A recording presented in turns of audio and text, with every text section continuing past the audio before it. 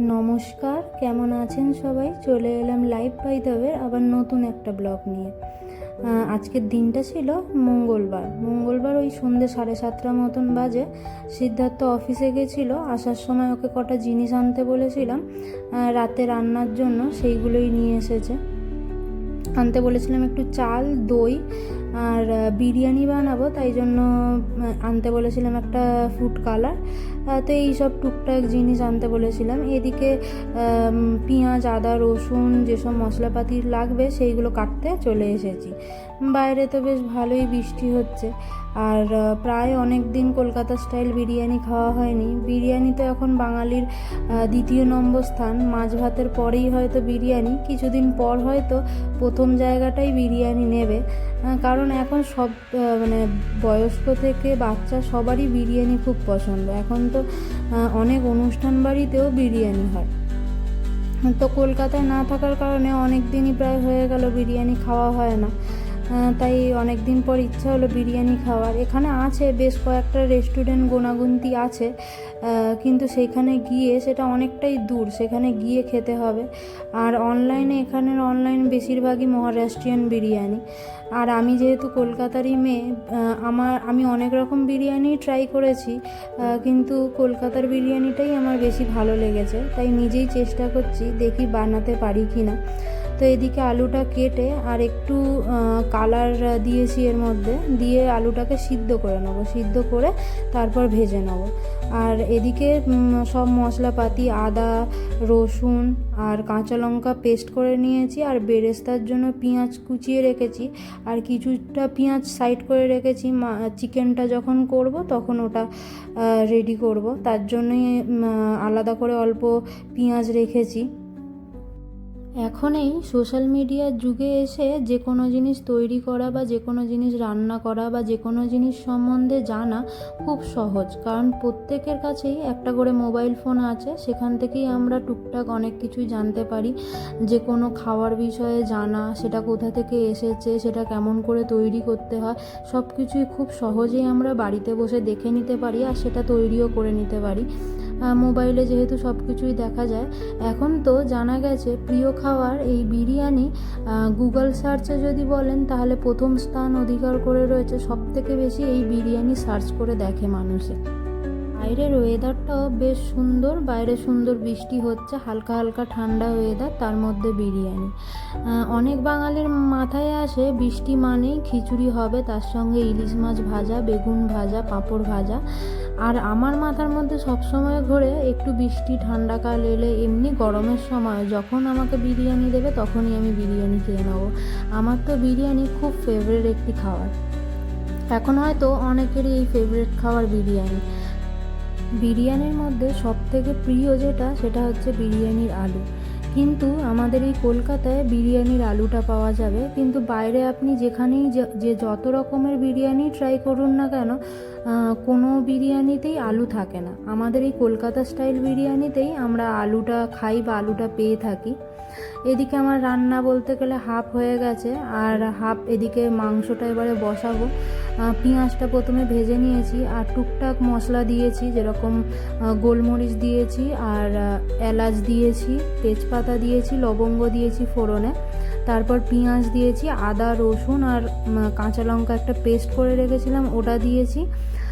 তারপরে দিয়েছি কাশ্মীরি লঙ্কা দিয়েছি, একটু হলুদ দিয়েছি, আর স্বাদ অনুযায়ী নুন দিয়েছি। আর এদিকে মাংসটা আমি দই আর একটু নুন দিয়ে ম্যারিনেশন করে আগে থেকে প্রায় 1 ঘন্টা মতন রেখে দিয়েছিলাম। এই যে এদিকে মাংস কষানো প্রায় কমপ্লিট, এতে জল দিইনি, শুধু এমনি মাংস থেকে যে জলটা বেরিয়েছে আর দই দেওয়া ছিল ওতেই পুরো মাংসটা কষানো হয়েছে। জল আমি একটু ইউজ করিনি। দাঁড়ান, গল্প করতে করতে এদিকে মাংস তো হয়ে গেছে, এদিকে আমি রাইসটার জন্য চালটা এখানে বসাবো। তার আগে দিয়ে দিয়েছি একটা বড় হাঁড়ি নিয়েছি, তার মধ্যে তেল দিয়েছি, একটু সাদা তেল দিয়েছি যাতে চালটা ছাড়া ছাড়া হয়ে থাকে। তারপরে ওর মধ্যেই গরম জলের মধ্যেই একটা এলাচ দিয়েছি, আর লবঙ্গ দিয়েছি, তেজপাতা দিয়েছি, দিয়ে জলটা যেই ফুটে উঠেছে তারপরেই চালগুলো দিয়ে দিয়েছি। আমাদের এই কলকাতা স্টাইল বিরিয়ানিতে আমরা বিভিন্ন রকম মশলা, ঘি আর মাংস দিয়ে আর আলু, ডিম দিয়ে তৈরি করি, কিন্তু বিভিন্ন জায়গার বিরিয়ানি বিভিন্ন রকম। দক্ষিণ ভারতীয় বিরিয়ানি, যেরকম আমি যেখানে আছি মহারাষ্ট্রিয়ান বিরিয়ানি, এখানে কারি পাতা বিরিয়ানিতে দেওয়াটা মাস্ট। বিরিয়ানিতে কারি পাতাটা ওরা দেয় সব সময়, আমি যতবার খেয়েছি ততবারই দেখেছি ওরা কারি পাতাটা দেবেই। আর এছাড়া কাশ্মীরে শুনেছি বিরিয়ানিতে ড্রাই ফ্রুটস ইউজ করে। আমাদের বিরিয়ানিতে, এই কলকাতা স্টাইল বিরিয়ানিতে না কারি পাতা পড়ে না ড্রাই ফ্রুটস থাকে। আমরা যে এখন বাঙালি বাদ দিয়েও এখন সবাই যে এত পছন্দ করি আমাদের পছন্দের খাওয়ার এই বিরিয়ানি, আমরা হয়তো অনেকে জানি অনেকে জানি না যে এই বিরিয়ানি শব্দটা অ্যাকচুয়ালি কোথা থেকে এসেছে। এই বিরিয়ানি শব্দটা এসেছে পার্সিয়ান এক ভাষা থেকে। এই বিরিয়ানি শব্দটি এসেছে। এর অ্যাকচুয়ালি দুরকম শব্দ থেকে মিলিত এই বিরিয়ানি কথাটি। দুরকম বলতে একটি হচ্ছে বিরিয়ান আর আরেকটি হচ্ছে বিরিজিন। বিরিয়ান কথার অর্থ হচ্ছে ফ্রাইড বিফোর কুকিং, আর বিরিজিন কথার অর্থ হচ্ছে চাল বা ভাত যেটাই বলে, বা রাইসও বলা যেতে পারে। এই দুটির মিলিত শব্দ হচ্ছে বিরিয়ানি। দাঁড়াও, বিরিয়ানির লেয়ারিং প্রায় আমার এদিকে শেষের পথে। প্রথমে দিয়েছি ঘি, তারপরে চাল, ভাত যেরকম করেছি সেরকম ভাত, এদিকে আলু ভেজে রেখেছিলাম, বেরেস্তা, তারপরে মাংস যেটা কষিয়ে রেখেছি সেটা দিয়েছি। আর এইদিকে লাস্টে দেবো গোলাপ জল, কেওড়া জল যেগুলো কিনে এনেছি সেগুলো দেব। আর এই যে বেরেস্তা তার উপরে দিয়ে ছড়িয়ে দিচ্ছি অল্প অল্প করে। আর তার সঙ্গে বিরিয়ানির গুঁড়ো মশলা কিনে এনেছিলাম, সেটা তার উপর দিয়ে ছড়িয়ে অল্প অল্প করে এইভাবেই সাজিয়ে নিচ্ছি। ওই দুটো মতন লেয়ারিং হয়েছিল। বেশি তো সেরকম দুজনের জন্য বেশি সেরকম তো চাল না, অল্প ওই আমাদের ছোট্ট একটা কাপ রয়েছে, ওই কাপে 5 কাপ মতন নিয়ে করছি। এই চাল যেহেতু বেশি বাড়ে না তার জন্য মোটামুটি একটা আন্দাজ মতন নিয়েছি। আমার খুব একটা আন্দাজ নেই, তাও সেই অনুযায়ী আন্দাজ মতন করছি। আগের দিন মাকে জিজ্ঞেস করে নিয়েছিলাম। আমার মায়ের হাতে বিরিয়ানি আবার খুব ভালো লাগে আমার বাইরের বিরিয়ানি, এই যে সেন্ট দেয় না বাইরে, যেরকম আতর বলো বা ওই আরও বিভিন্ন রকম অনেক কিছুই দেয়, আলু বোখরা আরও অনেক কিছু দেয়, আমি জানি না। দোকানের বিরিয়ানিতে বিভিন্ন রকম যেটা দেয় সেগুলো আমার আবার খুব একটা ভালো লাগে না। তার জন্য মা বাড়িতে একদম লাইটভাবে বানায়, সেই রকম আমিও বানানোর চেষ্টা করছি। যেগুলো টুকটাক একদম না দিলেই নয়, সেগুলো তো দিতেই হবে। এই যে পরপর দিয়ে দিলাম, বিরিয়ানির একটু কালার দিলাম, কেওড়া জল আর গোলাপ জল দিলাম, তার সঙ্গে বিরিয়ানির একটু মশলা দিয়ে দিয়েছি। প্রায় একদম হয়ে গেছে। এবারে একটু বন্ধ করে দিয়ে দমে বসিয়ে দেবো। বিভিন্ন জায়গায় বিভিন্ন দেশে সব জায়গার বিরিয়ানি সব রকমের, বিভিন্ন রকমের বিরিয়ানি, সব জায়গার বিরিয়ানি একই রকম নয়। কিন্তু এই বিরিয়ানি আমরা যতদূর জানি যে মোগল সাম্রাজ্য যখন এখানে ভারতে এসেছিল তখনই এই বিরিয়ানি হাত ধরে এসেছিল। তারপর থেকে এই বিরিয়ানি, তার মধ্যেও হাজারো রকমের গল্প।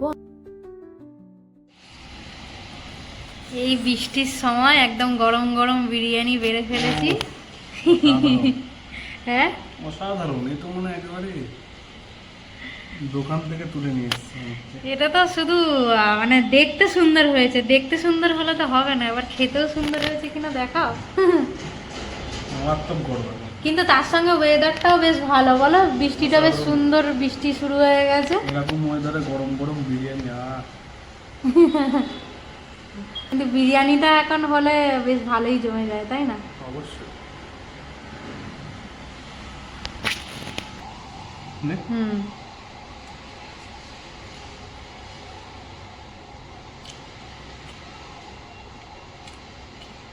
পুরো পারফেক্ট হয়েছে। ভালো হয়েছে। আমাদের কলকাতা স্টাইল বিরিয়ানি হয়েছে একদম একদম কলকাতা স্টাইল বিরিয়ানি।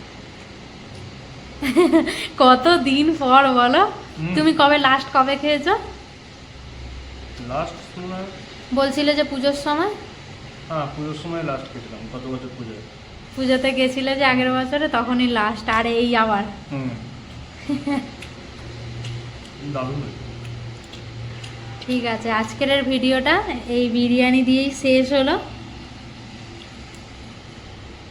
আমাদের তো খাওয়া দাওয়া প্রায় শেষ হয়ে গেছে, বাইরে বৃষ্টিটাও কমে গেছে দেখলাম, তাই বাইরে ব্যালকনিতে এসে দাঁড়িয়ে রয়েছি।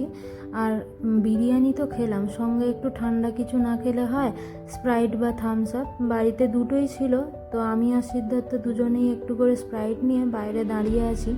আজকের এই বিরিয়ানি দিয়েই ভিডিওটা শেষ করলাম। কেমন লাগলো অবশ্যই একটা কমেন্ট করে জানাবেন। আর দেখা হবে নতুন একটা ভিডিওতে, ততক্ষণ ভালো থাকবেন, সুস্থ থাকবেন। দেখা হবে নতুন আবার একটা ভিডিওতে খুব জলদি।